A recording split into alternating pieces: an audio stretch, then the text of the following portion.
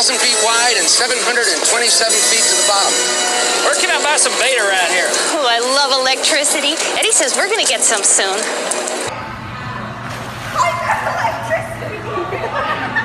Hydroelectric dams. They're pretty damn cool. So how they work, you got a little lake and a big lake. So with the big lake and a dam in between. So you got the big lake. Big lake has the water run down a little stream into the dam.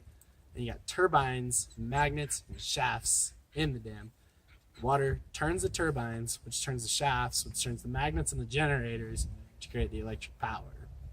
And something pretty cool is the dams will last 50 to 100 years because they're made out of concrete.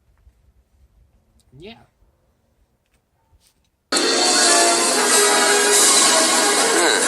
It's not that high.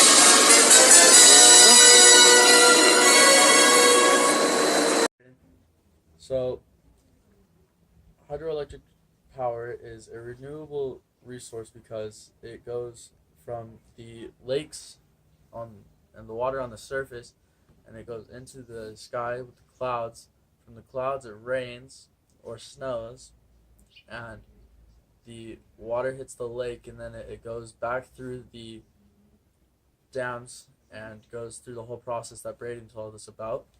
And then the electricity from those dams goes into remote communities and that in like rural areas, and helps with education,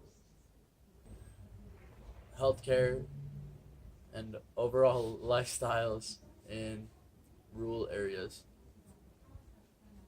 These dams also help with recreational resources such as fishing, boating, swimming. It helps with irrigation purposes. It's also a tourist attraction. This also helps with jobs for people to maintain these dams.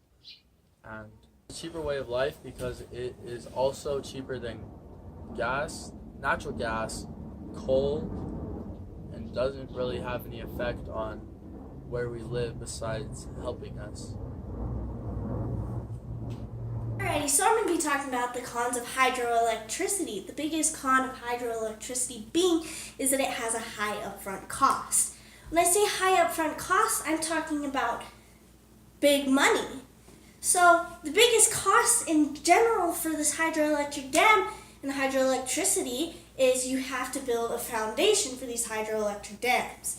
That ends up costing a lot of money because you have costs coming in from draining the reservoir where you are placing this dam. It's material costs, and then you have to even think about when this dam is finished. It's going to cost about 85 cents per kilowatt. So that adds up, 85 cents adds up a lot quicker than you might think.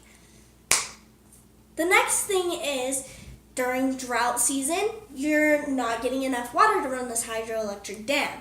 Not getting enough water to run the hydroelectric dam, it's not producing enough electricity for what we need. The next thing is if it floods, then it's going to ruin everything around it. It's going to flood everything around it, and it's not going to make it the most habitable area for animals, unless you're a fish, I guess, but fish swim in water. The next thing is it actually makes it harder for fish with their migration patterns because during mating season they typically migrate. Next, it's harder for them to find food.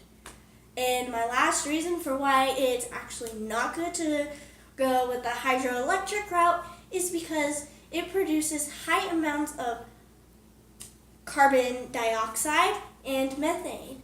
Both of those being around for prolonged amounts of time can cause seizures, dizziness, and can even cause problems with your digestive tract. And those don't sound very fun. So, you can either take the good, but you also gotta take the bad, and you gotta suck it up and deal with it. And that's how a power plant works. Now,